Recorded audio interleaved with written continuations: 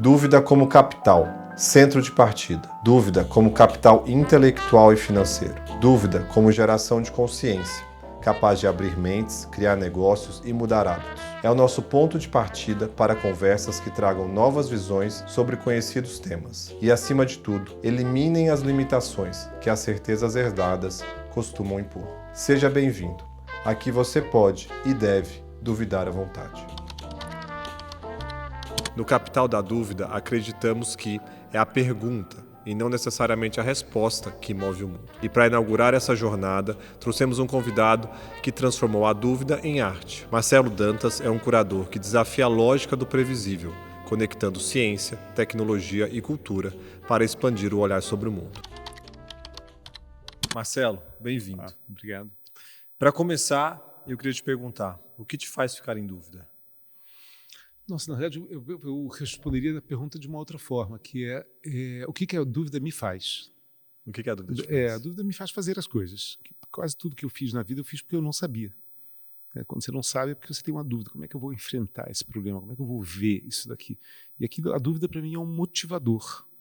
É um motivador, ele é uma... Eu acho que só o que salva a humanidade é a curiosidade. Parafraseando Tom Zé. E a dúvida, ela é esse motor associado à curiosidade que pode e deveria ser uma coisa infinita. Sim. A curiosidade humana nos leva a lugares maravilhosos e ela é um super motivador da infância. Assim, eu fico me lembrando quando eu era pequeno, eu tinha mania de desmontar tudo. Então eu abria o toca-fitas, abria a vitrola, desmontava tudo para ver tudo que tinha por dentro, porque era uma enorme curiosidade de como aquilo funcionava, que é, de fato, você olhar para uma coisa e você se perguntar, assim, mas como? Eu desmontava a televisão, essas coisas todas, porque a curiosidade era uma coisa inata, muito forte dentro de mim. E ela, até hoje, eu gostaria, assim, de morrer curioso o quão tarde possível. Então sempre foi assim? Ou você teve que aprender a lidar com isso de alguma forma? Sempre foi. Eu me lembro de eu com 1 ano de idade enfiando 2 botoadoras de ouro na tomada para tomar um choque, ficar eletrocutado, porque eu queria ver o que acontecia, aqueles negócios cabiam ali. Então, a curiosidade ela é um motor, que tem a ver com a dúvida. Curiosidade e dúvida são sinônimos de alguma certa forma. Total. Porque uma coisa está embutida dentro da outra.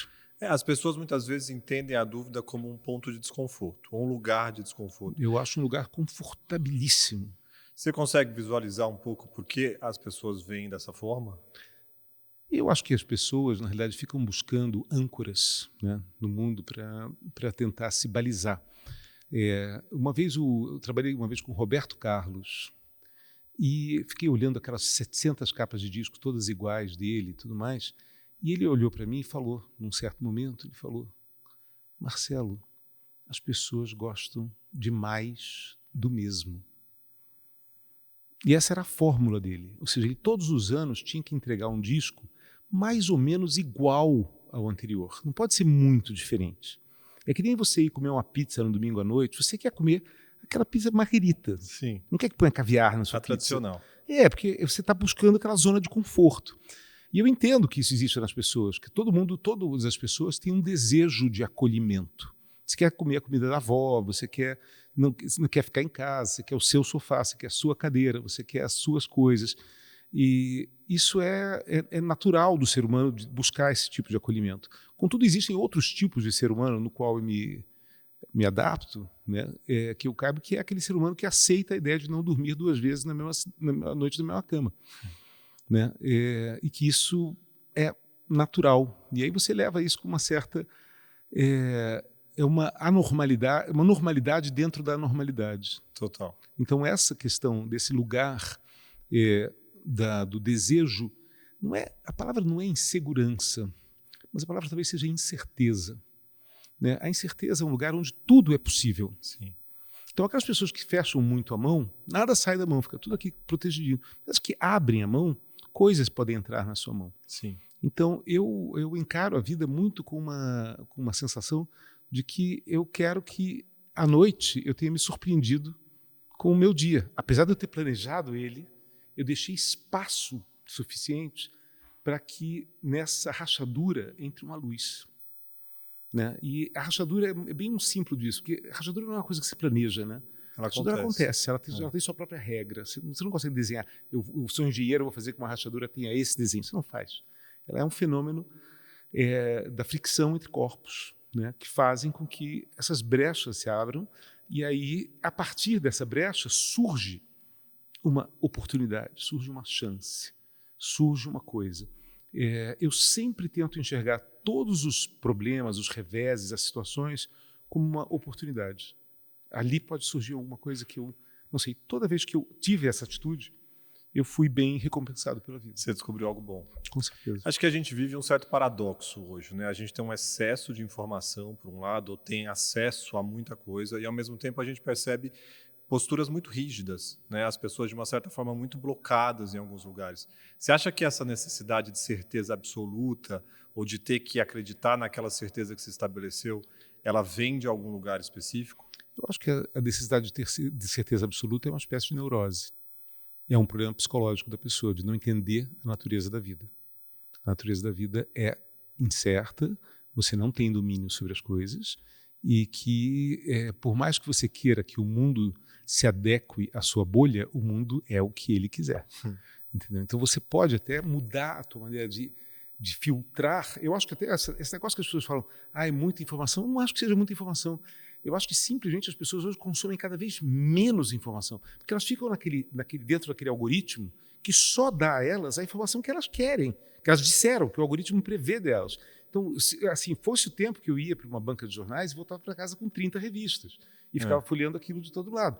Agora você consome, né, aquele filete que é claramente pautado pela tua relação nas suas relações, ou seja, há uma edição do teu algoritmo daquilo. Então, você não está consumindo muita informação, você está consumindo menos informação. Apesar de ter muita informação abundante, disponível, não quer dizer que você esteja, de fato, overloaded. Ao contrário, eu acho que você está repetidas vezes consumindo a mesma informação.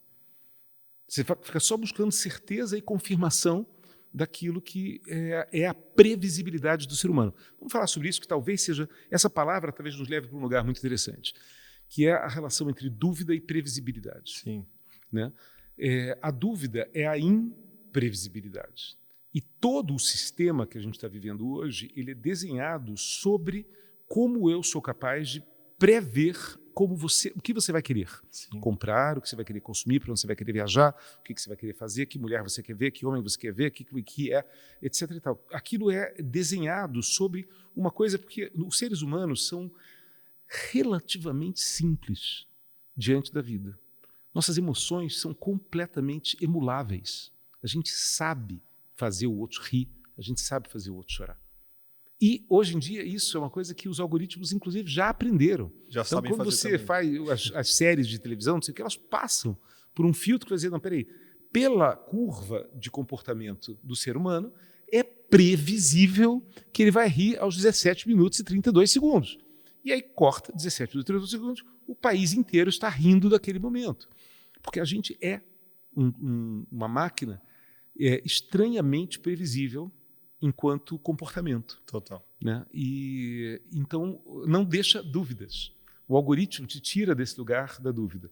O que eu acho que deveria ser uma política de vida das pessoas hoje é conseguirem existir algumas horas por dia, ou algumas horas por semana, ou que seja um dia por semana, um dia por mês, fora do alcance dos algoritmos.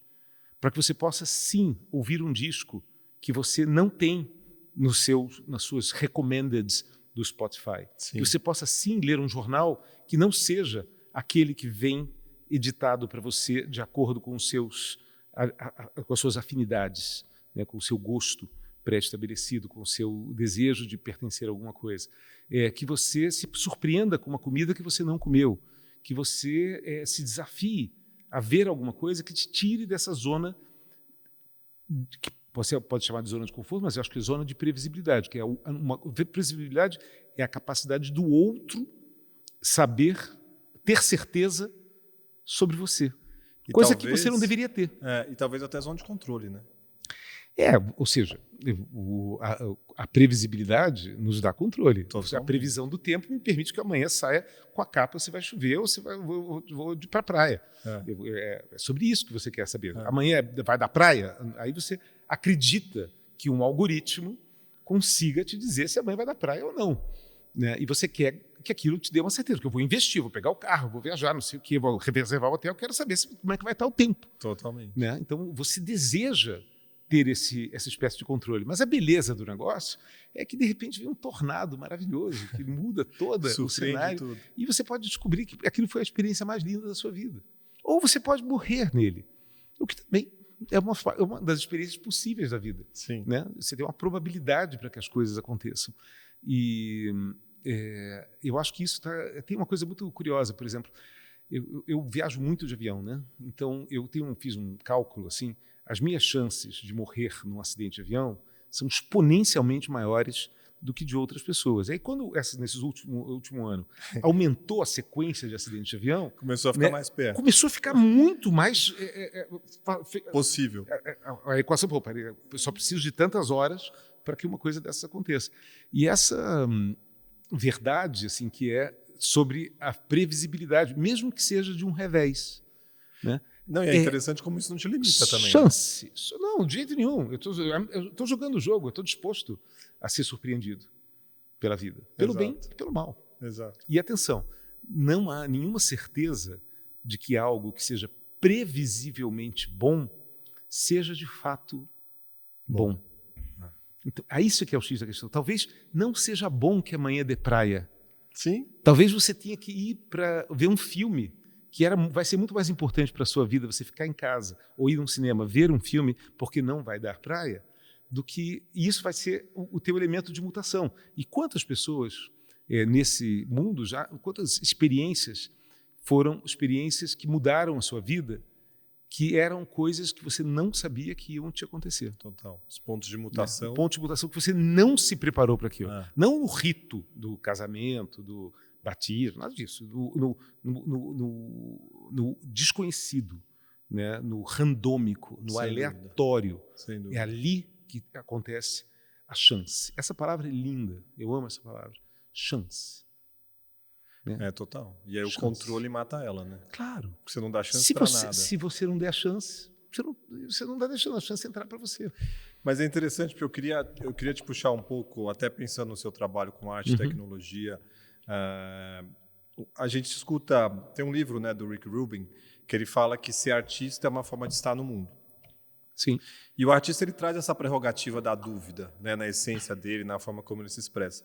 Eu queria entender se você vê que isso é algo que as pessoas podem cultivar, que você pode levar para além da arte. A boa parte dos bons artistas do mundo não sabe por que faz arte. Sabe, simplesmente tem uma necessidade de fazê-lo. E ele, provavelmente, a maior parte dos artistas também não entende o que a obra de fato é até que ela surja diante dos seus olhos. Ela não é necessariamente uma intenção. Ela é um expurgo. É a necessidade de você tirar uma coisa de dentro de você que está te incomodando. E aí você precisa expor isso para fora. E isso, eu acho que é um grande motivador. A diferença da arte é que a arte, intrinsecamente, para ser boa arte, ela precisa de risco. Precisa de incerteza. Incerteza. Incerteza é o combustível. E, atenção, a incerteza, você trabalha com a ideia de dúvida, incerteza, ok, mas tem uma coisa maior, que é o risco. Quando o artista se coloca numa situação de risco, e eu vou parafrasear uma frase do Anish Kapoor, que é muito bonita, que ele fala: o artista conduz a sua educação em público. Isso é muito importante, porque você puxou o assunto de arte e ciência, e eu acho que aqui tem uma coisa muito bonita nisso. O artista ele é obrigado a conduzir a sua educação em público, porque a obra só existe no momento que ela acontece diante de alguém. Então, eu preciso mostrar a obra, senão ela não é uma obra, ela só é uma matéria que está em processo. Quando eu exponho aquilo, ela se transforma dentro da cultura como um objeto icônico, ou não, mas ele precisa dessa exposição. Então, ele acontece em público. E o cientista, por outro lado, ele tem uma situação que eu acho que é um dos maiores erros da ciência, que a ciência não publica os experimentos que deram errado. O que não foi bem. Você só publica aquilo que deu certo. É. E a ciência, ao não publicar tudo aquilo que deu errado, né, ela filtra a beleza do que é, a partir do erro de alguém, pode surgir o acerto. É essa que é a verdadeira Total. a beleza do processo. Ou seja, um artista pode ter uma intenção de fazer uma coisa e não conseguir, mas uma outra pessoa pode ver aquilo e aquilo inspirar ela a chegar na conclusão que o primeiro artista não conseguiu, porque você conduz a sua educação em público. Você tenta, você falha, e você falha de novo, fail, fail better, fail again, sabe? Falhar, errar sucessivamente. Essa capacidade de errar, né, e errar em público é, na realidade, absolutamente inspirador sobre a arte. Sem dúvida. E na ciência, você nunca fica sabendo quando o cara fez um negócio no laboratório e deu errado, ele simplesmente guarda para ele, não conta para ninguém. É. Não deu certo, não publico, não escrevo, botei debaixo da gaveta. Então, essa é uma diferença estrutural na atitude. Ou seja, tanto o cientista quanto o artista são movidos por uma dúvida. É. Mas um necessariamente expõe a sua dúvida e o outro esconde a sua dúvida. E o espectador pode aprender com isso, né? O que é maravilhoso, porque é uma contribuição muito forte. Todos somos espectadores. No mundo da arte e no mundo da vida, assim, todo mundo é espectador um do outro. A gente está sempre se observando. Agora, te ouvindo falar sobre o que dá certo, o que dá errado, eu queria te perguntar um pouco sobre um ditado popular que fala que gosto não se discute. Você acha que essa é uma verdade absoluta? Gosto é assim como a ciência é um conhecimento precário, isso é muito importante dizer, ou seja, a coisa mais engraçada é você tentar ver um livro de ciência, de tecnologia, de alguns anos atrás, não precisa ser muitos, e você descobre que, meu Deus do céu, é tudo mentira que está escrito ali dentro. É tudo mentira, porque teve um pequeno desenvolvimento que mudou, não sei o que, e aquilo deixou de ser real. Desaparece. Já foi. Né? A gente está falando aqui, a própria coisa que a gente está fazendo aqui, um podcast. Né? Podcast vem do iPod, que é um objeto que não existe mais. Né? Então, ele já se refere a uma coisa que foi criada por uma linguagem para uma tecnologia que já é inexistente. Você não pode comprar um iPod mais. Já foi. Já foi. Mas o podcast continua. Ele mas isso era só uma bobagem. Mas, assim, voltando a essa questão da precariedade do conhecimento científico, ou seja, a ciência é uma coisa que não se garante por muito tempo, porque toda a história da ciência é sobre você descobrir mais ou negar alguma das teorias que haviam vigentes, e aí você pega o prêmio Nobel do cara que inventou a lobotomia. Sim. Entendeu? O próprio prêmio Nobel é o cara que inventou a dinamite, né? O Nobel. E por aí vai. Quer dizer, você tem um monte de coisas que não são coisas que a gente pode dizer que são louváveis, né, da ciência e que você vai pegando. Por que eu estou falando isso? Porque a questão do gosto. Né? O gosto, assim como a ciência, é uma sensação precária. Ou seja, eu acho que um dos melhores exemplos é isso aqui. Pega as músicas que você ouvia na sua adolescência, tenta ouvir elas hoje. As fotos, né? Não, mas as músicas é bem interessante. Assim, alguém aqui não gostava do Menudo? Né, ou sei lá do que, entendeu? A gente não gostava da Sharon, não sei, qualquer porcaria dessas. Mas a gente, o gosto era uma coisa que estava dentro da gente, a gente achava aquilo legal. Sim. E os anos passam e a gente já não acha mais legal aquilo que a gente mesmo, o nosso gosto muda. Com o passar dos anos, a gente passa a mudar o nosso gosto. Com a sociedade muda, mas a gente muda. A gente muda. E o gosto, ele é essa coisa que vai junto com o bebê na lata, quando você joga a roupa suja, quando você joga a banheira embora. Ele vai embora, ele vai. E ele muda. E que bom que ele muda, porque ele é para ser isso. O bom do gosto é exatamente que ele inspira. Sim. Né? Assim como o mau gosto, ou o bom gosto, não importa se é bom ou mau, o bom gosto também inspira, Sim. o mau gosto também inspira. Também inspira. E é muito engraçado quando você vê isso em coisas muito fortes, tipo arquitetura. Né? Total. Você tem assim, toda a época Deco e tudo mais, todo mundo se encanta, não sei o que, aquilo acabou. Já foi. Acabou. Porque representava uma certa ideologia que estava ali.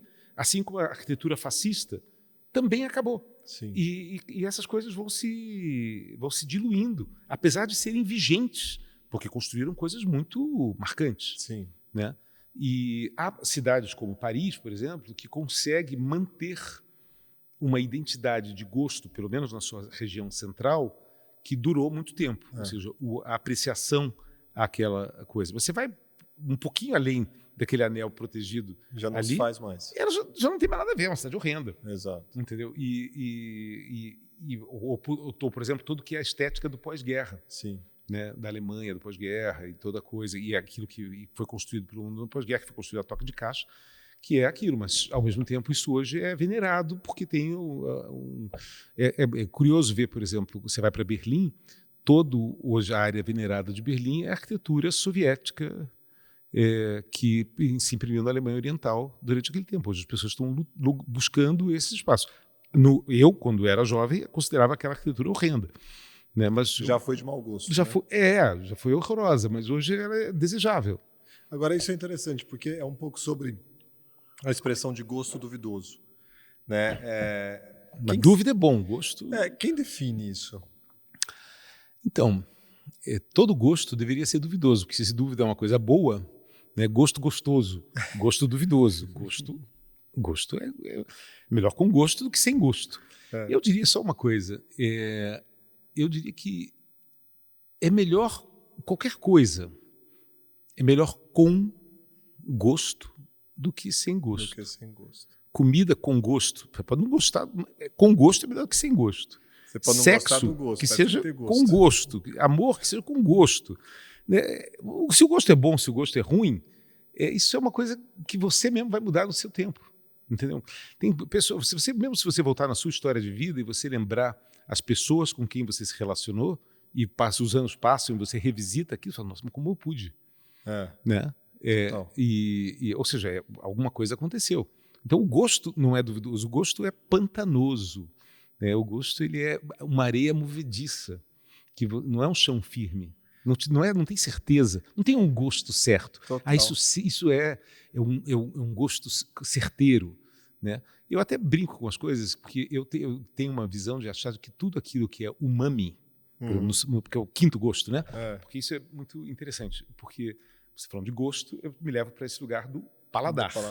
Né? Então a gente tem os azedos, os amargos, os salgados e os doces. Sim. Há pessoas que gostam de doce, a pessoa que não gosta de doce gosta de salgado, a pessoa que gosta das coisas mais azedas, as pessoas que gostam das coisas amargas. Isso é mais ou menos aceitável. Sim. Mas quando os japoneses trouxeram o quinto gosto, que é o umami, que não é nenhum desses, mas é um quinto gosto, eu tendo a imaginar, na minha cabeça tola, que o umami é um gosto universal. Porque ele é surpreendente, porque ele te tira do espectro. Quando você prova o umami pela primeira vez, você acorda. Sim. Né? Porque é como se tivesse despertado uma coisa. Mistura muita coisa. Você descobriu uma nova coisa que você podia fazer, que você não sabia que você podia. Né? É que nem eu descobri que eu posso levitar o copo. Opa, eu estou fascinado por aquilo. Né? Então, há uma fascinação das pessoas por isso. Mas, mesmo isso, não é uma certeza. Sim. Há pessoas que não se sentem confortáveis com o umami. Com essa descoberta, com essa descoberta, porque talvez incomode a ideia de você sair da sua zona da previsibilidade dos sabores. Sim, né? E até de saber reconhecer e identificar aquilo. Né? Porque a gente tem zonas da língua, cada zona da língua é para um paladar. Sim. Né? Então a gente já sabe aonde colocar o salgado, a gente já sabe para onde colocar o doce. Há o sistema fisiológico nos direciona, né, aos nossos sensores para onde ele precisa. Quando você traz uma coisa nova que muda o seu gosto, né, você precisa aprender de novo. Essa associação ajuda a decifrar, né? E de repente a colocar isso em algum lugar que você fala eu gosto ou eu não gosto. Tem uma coisa bonita, eu diria que dar uma estudada na etimologia dessa palavra, mas eu tenho quase certeza que ela é correta, que a palavra taste compartilha da mesma origem da palavra test. Experimentar. Então, provar, experimentar, gosto, sabe? Sim, você vai construindo, né? Então, gosto é um processo em si experimental, Total. que é você sair de um lugar que você sabe, que é o lugar da previsibilidade, para o lugar da imprevisibilidade. Gosto é algo a ser adquirido. Tem um livro muito bonito, esqueci o nome do autor, mas eu lembro o nome do livro, chama-se Acquired Tastes, Gostos Adquiridos. E é uma história que um editor, eu vou lembrar o nome desse cara, Peter alguma coisa, é uma história de um editor que pega e oferece para esse autor a possibilidade dele gastar tudo o que ele quiser gastar, sem limites. Ele só não pode comprar nada, ele só pode consumir. Tá. Então ele pode comer as comidas mais caras do mundo, pode se hospedar nos melhores hotéis, pode alugar os melhores carros. Ele não pode comprar o carro, mas ele pode alugar o carro. Ele pode se hospedar no hotel. E ele deu um ano para ele. Ele que vivia uma vida meio monástica e falou: você agora vai passar um ano vivendo o luxo que você quiser. Você pode ir para onde você quiser, você vai voar de primeira classe, você vai fazer o que você quiser. E depois de um ano, você vai escrever sobre esses gostos adquiridos. E o livro é genial, porque é tudo sobre isso, sobre você descobrir o sabor de coisas que você não sabia, você dormir em camas que você não imaginava que existiam, você estar em lugares com um acolhimento que você desconhece. É o luxo. É uma experiência de luxo, mas não é só o luxo econômico. Sim. Às vezes é o luxo de você se dar o tempo e a janela daquela experiência. Eu acho que hoje o maior luxo que as pessoas podem ter na vida é ter tempo. Isso é disparado o maior luxo. E se alguém te habilita que você tenha tempo, eu concordo, você vai viver uma experiência de luxo espetacular. Eu concordo, eu acho que eu somaria nisso muito do que você falou, que é a vontade também de se movimentar, né? Porque você ter a opção e poder ir para frente nisso, né? Porque vai gerando essa coisa. A infraestrutura do mundo está pronta para isso. A pergunta é a motivação interna que você tem de você continuar nessa luta, nessa busca, não é luta, a palavra não é luta de jeito nenhum, é nessa aventura, aventura de construir gosto. E tem uma coisa muito importante sobre a palavra gosto, que o gosto, para mim, pelo menos, ele só faz sentido se ele puder ser compartilhado. Vivido junto. Compartilhado. Qualquer gosto. Entendeu? Não faz sentido você abrir aquela super garrafa de vinho sozinho. Não faz sentido você comer uma lata de caviar sozinho. Não faz. Total. E eu até te dizer que acho que até altera o gosto, né? O compartilhar. Porque o compartilhar é a comunhão do gosto. Sim. A palavra é essa, quer dizer, o gosto ele precisa ser feito em comunhão. O gosto é de compartilhar. E aí ele tem um sabor todo especial. Eu ia te perguntar com relação à arte, porque eu acho que a gente vê uma mudança, né, do público com relação ao mercado de arte, à visita nas exposições. Acho que tem toda uma conexão nova nesse lugar acontecendo. E queria entender como é que você vê isso, assim, se isso está levando a gente para um lugar onde a gente está mais livre para questionar, ou a gente ainda busca uma aprovação para dizer o que é bom, o que não é bom? Eu acho que o caminho de construção do gosto ele é um caminho individual, né, do interesse, a coisa. Ou seja, eu sinceramente vejo com um olhar muito positivo todas essas exposições introdutórias que habilitam as pessoas a entrarem por primeira vez no museu ou que vejam por primeira vez uma obra. Isso tudo é, na realidade, muito positivo. É sinal de que esse movimento vai se legitimando. Então, para te falar, ou seja, esse processo de inclusão que a arte conseguiu fazer, isso é uma história de menos de 30 anos, uns 25 anos no Brasil, de que a gente conseguiu, de fato, trazer um público não elitista para o universo da arte. Ou seja, a arte sempre foi uma coisa que não pertencia às massas e às pessoas, nem a nada. E o Brasil, talvez pelo próprio processo de estabilização, redemocratização, empoderamento e tudo mais, começou a trazer outras classes sociais e outras áreas de interesse da sociedade para dentro da equação da arte e da cultura. E isso foi um processo deliberado, na realidade, de você educar o gosto de uma nação, né, que é uma decisão política, profundamente política. Eu posso fazer uma decisão política de deixar as pessoas o quanto mais burras possíveis, porque eu quero controlá-las. E aí você não oferece nada. né? Hoje, você pega um país como o Brasil, uma cidade como São Paulo, são lugares de exceção no planeta. Sim. Né? O São Paulo tem uma oferta cultural de nível das top metrópoles do mundo. Não tem uma questão nisso, mas isso não era assim. Isso foi sendo construído com o passar dos anos e foi sendo amadurecido e legitimizado com o tempo. É um processo longo e que você só vai entender o impacto disso. Na realidade, eu acho que agora que a gente vai começar a ver a primeira geração, né, que cresceu já dentro dessa oferta generosa de exposição cultural. Total. Isso é novo.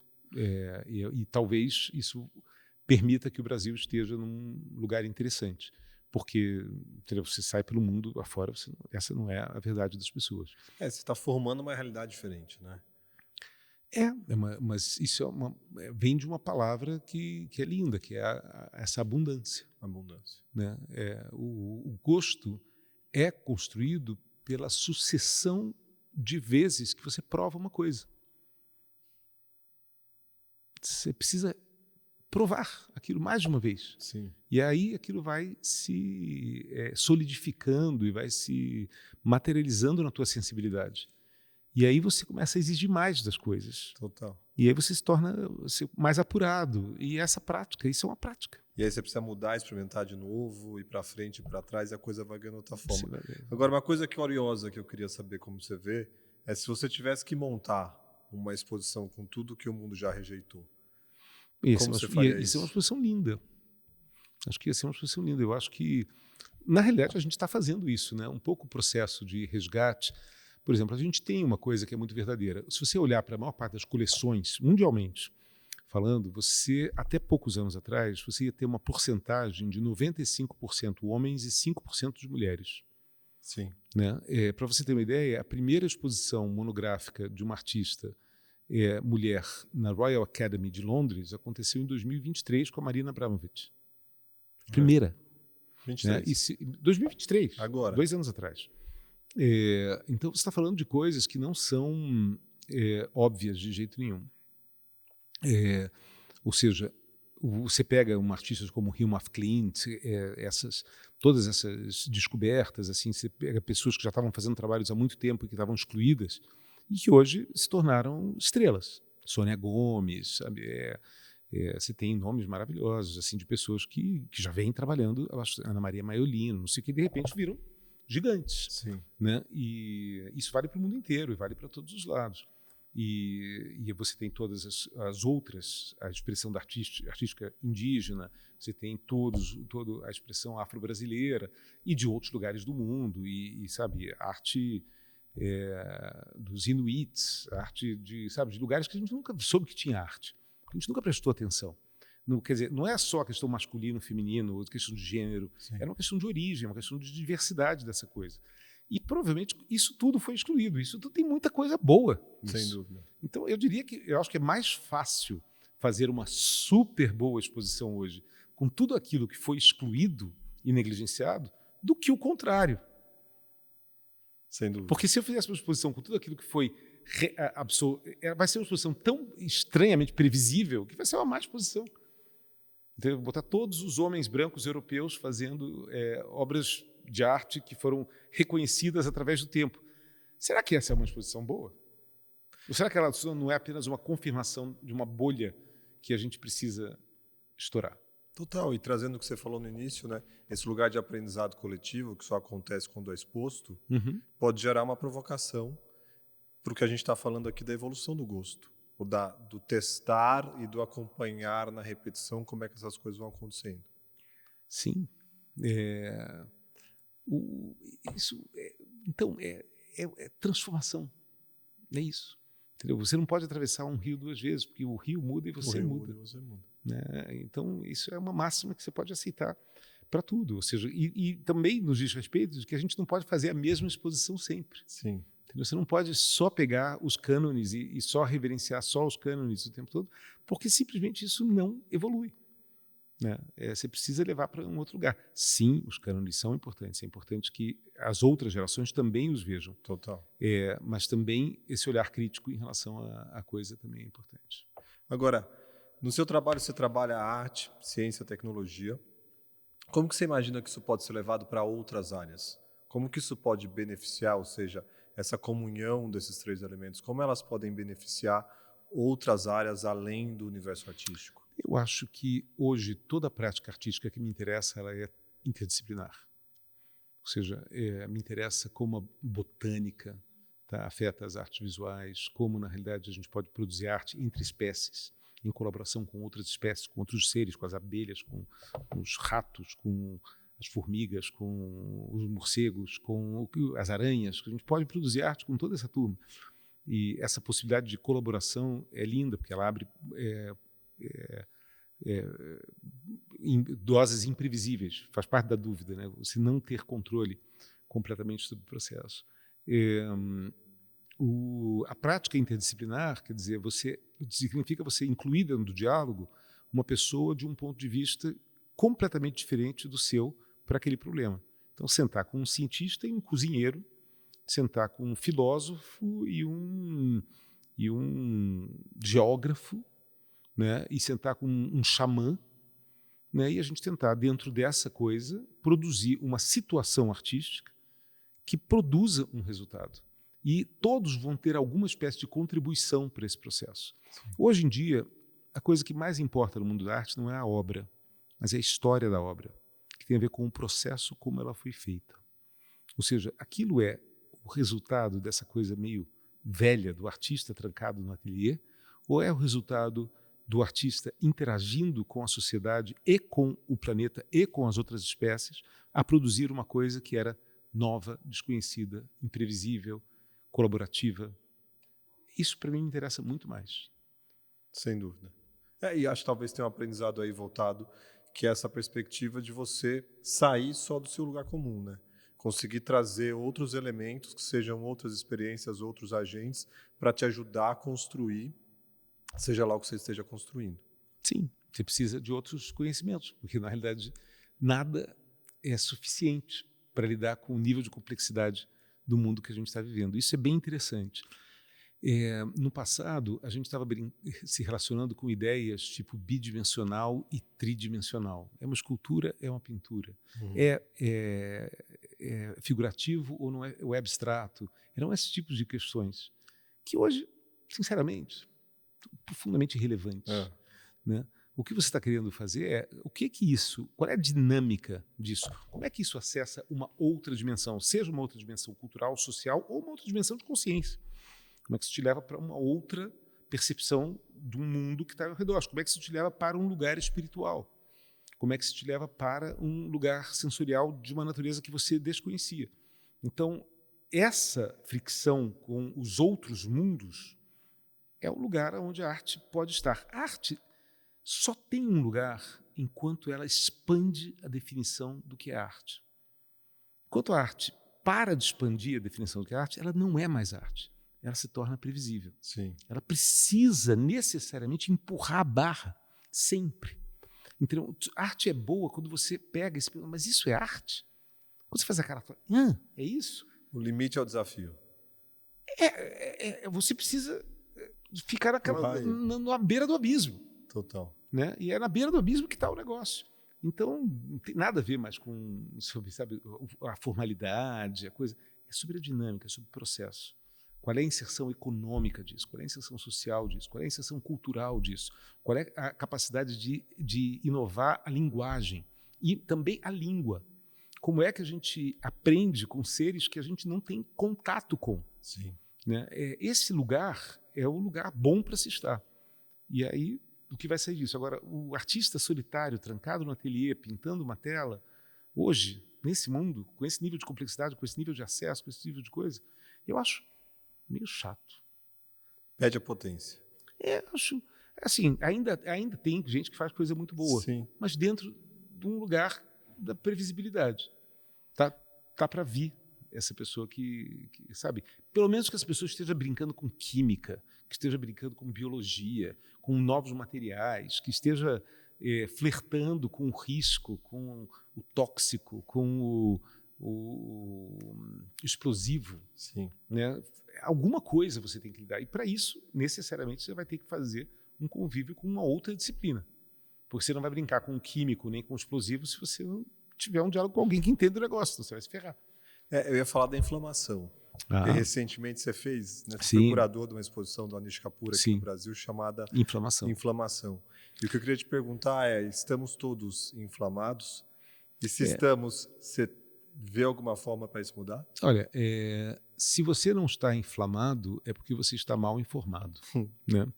Essa frase eu usei várias vezes para falar disso, mas a inflamação, para mim, nessa ideia, ela é uma maneira de você atestar um estado que é, ao mesmo tempo, referente à sua anatomia, sua fisiologia, ou seja, o seu corpo está, em algum lugar do seu corpo, você está sofrendo uma inflamação. Pode ser no intestino, pode ser no lóbulo da orelha, pode ser no dente, pode ser na pele. Em algum lugar você está sofrendo uma inflamação por uma questão meio básica, não é que eu sei. Porque a pressão ambiental da vida, do que a gente come, do que a gente vive, do que a gente respira, tem que causar uma inflamação em você. Que é a resposta natural do seu organismo diante desses desafios, o estresse e todas as coisas. Então, estamos vivendo fisiologicamente um estado inflamatório. Na próxima camada, você se dá conta de que a sociedade, nos últimos anos, nos últimos 10 anos principalmente, ela passou a viver um estado de inflamação. Estava lembrando assim, o que foram os episódios de 2013 no Brasil e tudo mais, onde, na realidade, a sociedade se inflamou. A sociedade estava em paz, estava tudo certo. E, de repente, explodiu.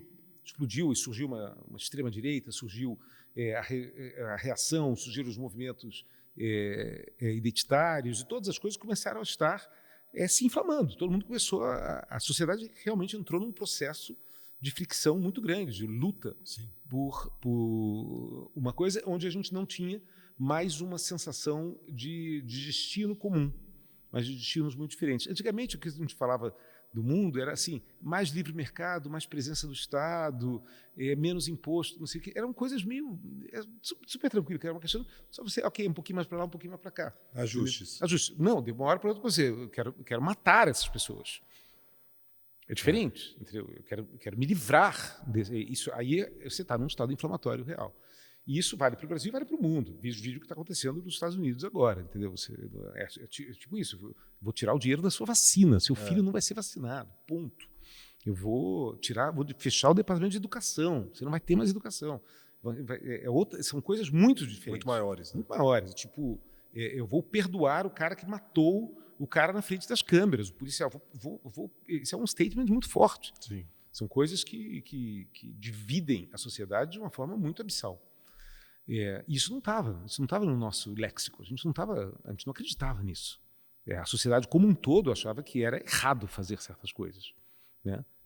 Certas coisas, tipo vacinar ou não, era uma coisa que não tinha muita dúvida. Não era questionado. Não era questionado. A gente, se é de esquerda, de direita, você vacina as pessoas porque senão morre, porque antibiótico, não sei o quê, todas as coisas que a gente pode fazer mal, fazer bem, mas sempre é melhor ter do que não ter. Sim. Né? E de uma hora para outra é isso. E a outra coisa, que é o retrato do nosso tempo, é o retrato de que o nosso planeta inflamou. E a definição de inflamação está exatamente, se você pegar, eu tenho uma escrita bonitinha, mas que é rubor, temperatura, todas as coisas. É exatamente o que está acontecendo no planeta. O planeta, ou seja, o aquecimento global, nada mais é do que um estado inflamatório do planeta enquanto entidade planetária. Então eu falei, se existe uma linha que conecta, né, o seu intestino com a Terra. Sim. E essa linha tem a mesma palavra. E aí a inflamação é muito interessante, porque inflamação quer dizer em chamas, in flame, flama, em fogo, pegando fogo. Né? E não é outra coisa. Você está queimando a Amazônia, está queimando o Canadá, está queimando não sei o quê, está queimando Los Angeles. O que está? Está em flamas, em chamas. Literalmente. Né? E se você está em flamas, a tua temperatura muda. Ela aquece, ela muda. Então, isso é a natureza da coisa.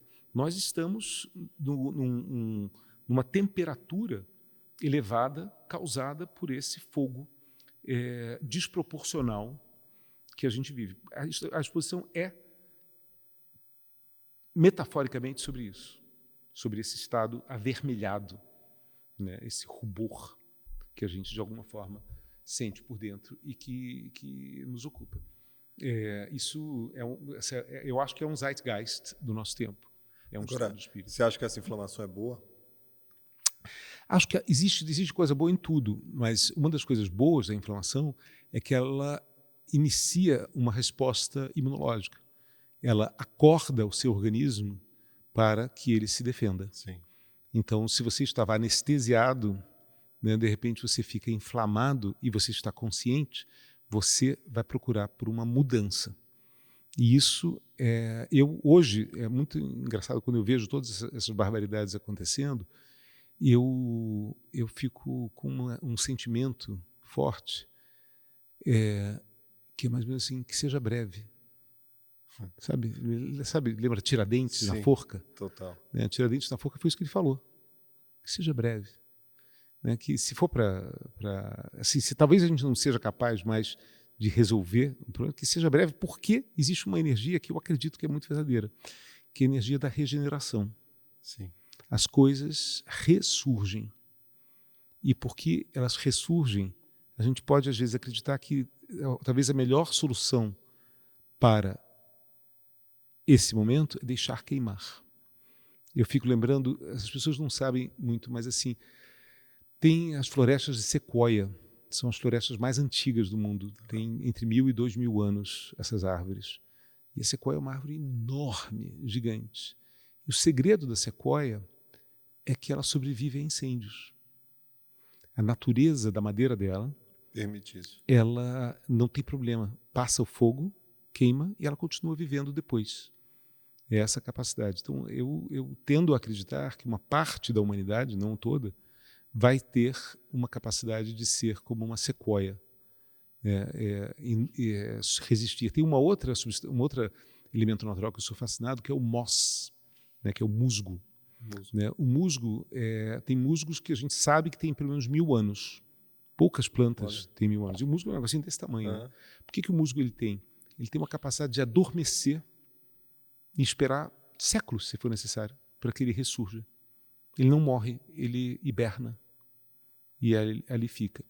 Outra coisa que é linda é você pensar, por exemplo, nos esporos dos cogumelos. Esporos de cogumelos podem viver entre 100 e 300 anos. Caramba. Que é um pozinho, é um nada. Né? Mas basta que eles estejam nas condições normais novamente, que eles voltam a gerar vida. Então, essa beleza do processo de regeneração me dá um certo alento, uma certa tranquilidade, de dizer, eles passarão, sim, mas a gente vai ser capaz de lidar. E talvez, eu posso até me arrepender do que eu estou falando, mas talvez seja melhor que passe logo.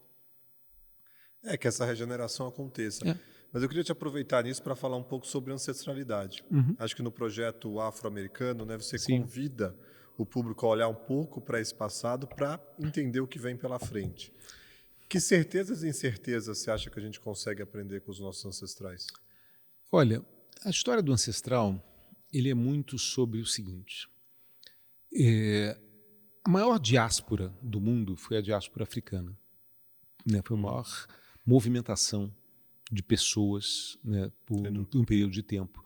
E essa diáspora aconteceu essencialmente para dois países muito fortes, que é o Brasil e os Estados Unidos. E não há dúvida que você não pode falar da cultura brasileira nem da cultura americana sem falar da sua ancestralidade africana. Não dá nem para começar. Não tem jazz, não tem samba, não tem toda a iconografia, todas as coisas. É um negócio muito grande. Né? E a minha questão sobre o ancestral era dizer aonde está presente na cultura contemporânea um elemento que conecta a essa matriz que ficou seccionada, porque é muito importante entender uma coisa: a conexão, ela parou, ela cessa. É diferente, por exemplo, da diáspora italiana, que manteve, na realidade, os seus vínculos, seus laços, a língua, suas estruturas e tudo mais. e as pessoas mandando dinheiro e trazendo. Isso é um tipo de. Não, aquilo é uma diáspora com ruptura. Ao passo de que, logo na segunda geração, as pessoas não sabiam nem de onde elas vinham na África. Você não sabia se você vinha da costa do Índico, da costa do Atlântico, ou do norte, ou do sul, ou do centro, e tudo mais. Mas existe um elemento que fica presente dentro da poética, que é a única forma, além da genética, que você tem de representar isso. Então, a provocação era trazer, vamos tentar enxergar no contemporâneo algo que remonte a uma ancestralidade que a gente desconhece. É muito fácil. Eu fiz um projeto grande sobre, por exemplo, a matriz lusa, a matriz portuguesa. Isso é muito fácil de se identificar. A língua ajuda demais. Então, pela língua, você já chega rapidamente. Eu fiz o Museu da Língua Portuguesa também. Então, a língua nos permite caminhos para entender tudo de onde veio o que para o que for. Lógico que tem uma contribuição africana muito forte na língua brasileira, né? Mas quando você fala sobre uma ancestralidade europeia, ela é amplamente documentada. Então, seja lá o que for, o documento se impõe sobre a história. A história africana, a beleza é que ela é relativamente pouco documentada. Então, você vai ter que buscar uma evidência poética. Que vai estar no ritmo, que vai estar na cor, que vai estar na geometria, que vai estar daquilo que está representado, vai estar na dança, vai estar na música, vai estar no canto, vai estar em todas as outras coisas. Então, é uma maneira de você ser permeável a isso de uma forma mais inspiradora, né? Ou seja, a arte talvez seja a única porta, de verdade, sabe? Porque quantas pessoas você conhece que falam de fato banto? Sim. Ou iorubá, né? Poucas pessoas. E se elas falarem com você não vai entender muita coisa. Né? Mas algumas coisas até vai, porque as palavras entraram na língua, mas não é sobre isso. Quer dizer, esse abismo. É interessante pensar, por exemplo, se você pensar o que é o Atlântico Norte em termos de conexão, né? É o lugar onde tem mais voos do planeta. Se você pega aquele mapa que mostra os voos. O Atlântico Sul tem 3 voos que cruzam o Atlântico Sul. Olha só. Entendeu? Isso só assim, se você precisar botar uma carga na África para chegar no Brasil, muito provavelmente essa carga num navio vai ter que ir até a Europa ou até os Estados Unidos para poder vir para o Brasil. Sim. Porque o navio não faz esse caminho. Entende? É sobre esse buraco. Assim, você precisa mandar uma carta, ela vai ter que ir para Paris. Fazer um cotovelo. Fazer um cotovelo para poder chegar. E isso reflete o quanto é isso. Então, a poética é aquilo que se manifesta independente da fisicalidade dessas rotas. É algo que reside dentro das pessoas. E era isso que a gente queria mostrar. É muito interessante. Eu acho que traz também uma perspectiva sua, que é um pouco dessa dinâmica mais espiritual. Sim. Né? E eu acho que você é muito... Você é conhecido como intelectual, e eu acho que as pessoas te veem como intelectual, e o intelectual normalmente carrega uma coisa mais cética, né? Carrega uma coisa mais racional. Então eu queria entender com você como é esse processo, como foi construir a espiritualidade ao longo da sua jornada, e como é quebrar um pouco esse estereótipo do intelectual racional e cético. O meu melhor amigo, Carlos Nader, ele me chama de um otimista doentio. Né?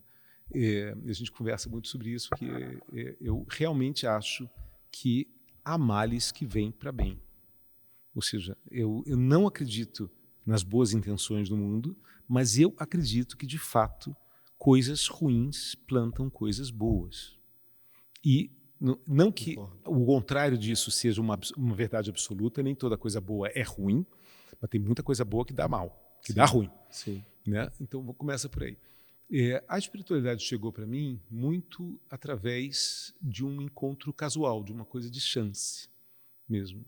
E foi uma coisa muito importante, porque eu fui levado, meio que sem saber, na casa de Pai Agenor, né, que era talvez uma das maiores autoridades da história do candomblé no Brasil. E foi muito marcante ter tido esse primeiro contato com essa dimensão através de uma pessoa com essa potência, eu sozinho com ele, na casa dele, mais uma pessoa.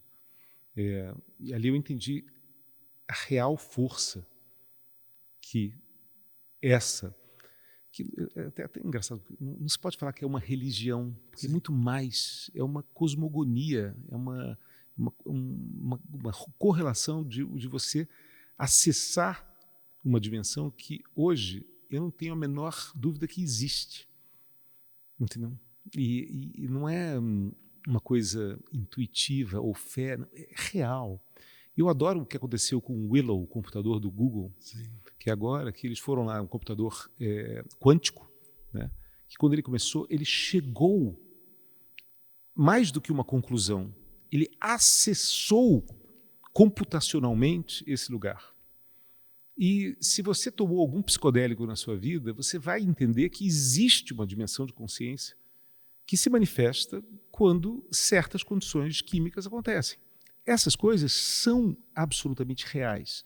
Não tem a menor dúvida daquilo que você viveu dentro de uma experiência psicodélica é uma coisa que é muito parecida com o que você vai viver num transe, né, dentro de uma experiência espiritual, que é muito parecida com o que o Willow do Google vivenciou quanto isso. Então são métricas muito diferentes todas para te dizerem que esse lugar existe. E eu levo isso muito na minha filosofia de vida para todo lugar que eu faço. Todas as coisas que eu faço, eu levo em consideração isso. Foram anos trabalhando para o governo japonês também, para Japan House, por exemplo, para entender uma coisa linda que eu acho do Japão. O Japão é um país que tem, sei lá, 75% de shintoístas e 67% de budistas. Faz a conta. Entendeu? É sobre isso. Ou seja, a consciência espiritual é tanta que as pessoas têm mais de uma espiritualidade. Total. Entendeu? E você está falando de um país que tem uma certa nível de pragmatismo, de coisa, Sim, tudo mais, sem dúvida. de, sabe, construção, de trabalho, execução, uma cultura né? do trabalho, de execução, disciplina, não sei o quê, mas que tem uma certeza, né, da importância espiritual e dessa dimensão. Eu nunca vi lugar que tenha mais igreja, né, e templos do que o Japão, é uma loucura. E mesmo, né, atos ao longo do dia, né? Atos ao longo do dia e tudo mais. E aí, por exemplo, também agora eu vivi uma experiência intensa na Arábia Saudita, né, que eu fiz uma Bienal na Arábia Saudita, e era muito lindo que, de repente, está no meio do deserto, deu 6 da tarde, e todo mundo procura Meca e reza. Mas isso não é porque tem alguém te dizendo para fazer isso. Isso que ficou bem claro para mim. Não. Eu nunca me esqueço eu entrando numa sede administrativa na Arábia Saudita, exatamente na hora da reza. E tinha aqueles negócios de raio-x, detetor de metais e tudo mais. E eu passei direto. Ninguém me parou. Eu entrei direto pela porta. Porque naquele momento há uma suspensão da realidade. E essa suspensão permite que as pessoas... ou seja, eu não existia ali. As pessoas estavam numa outra dimensão. Você não importava nesse momento. Nada é mais importante do que essa dimensão. Eu preciso estar nessa dimensão. Mesmo que passe aí, não vou te olhar, porque eu estou em outro lugar. Apesar que o cara estava ali, ele estava rezando. Eu não vou sair desse lugar. Essas evidências que você vai entendendo, assim, se isso não é importante, o que é importante?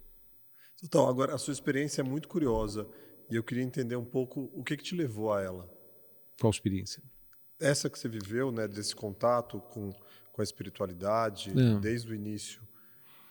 Teve alguma dúvida que te fez buscar? Conhecer o candomblé, eu acho que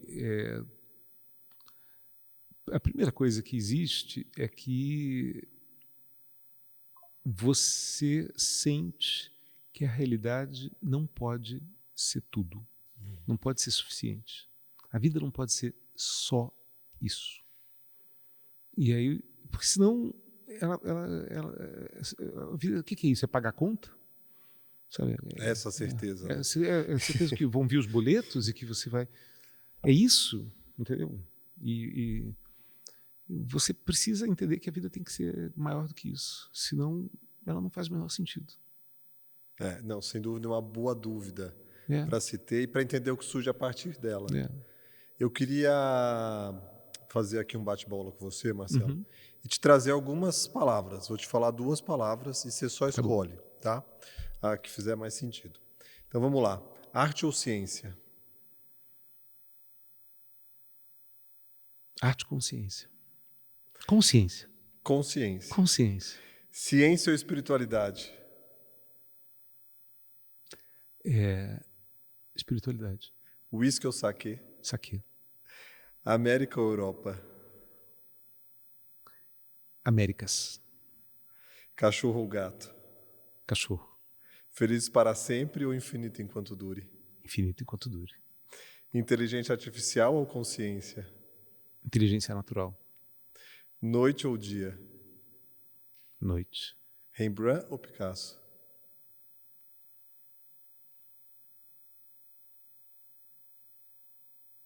Rembrandt. Boa. Alguma delas foi muito difícil? Rembrandt ou Picasso. É? Por quê? Porque o Rembrandt, ele entendeu coisas que o Picasso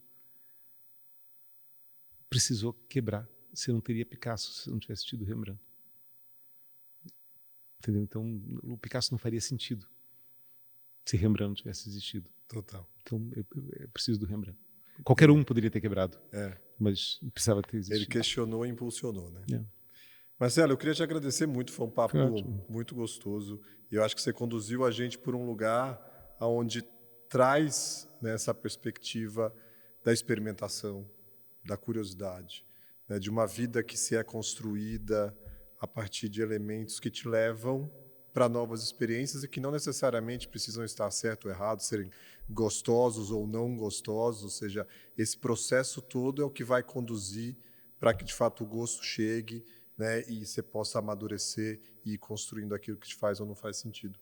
Mas antes da gente finalizar, eu queria te perguntar se tem alguma certeza que a gente não falou aqui e que você gostaria de desconstruir ela de alguma forma ou questioná-la de alguma forma. Eu só tenho incertezas. Eu tenho um monte de incertezas e eu adoro elas. Eu não vou nunca, eu não quero me prender a nenhuma certeza. Eu adoro ficar nesse lugar deliciosamente gostoso da incerteza. Então, acho que você desconstruiria a certeza. Eu nem chegaria a comprá-la. Eu nem chegaria a comprá-la. Eu queria não comprar a certeza. Né? Eu ficava com ela, já comprava em fragmentos, comprava os caquinhos e ficava tentando finalizar o quebra-cabeça, sabe? Vamos tirar ela do jogo. É. Agora, eu queria te pedir para deixar uma dúvida para as pessoas que estão ouvindo a gente. Alguma dúvida que você entende que pode ser interessante ser investigada, Olha, pensada? Você falou uma coisa aqui que eu vou te dizer.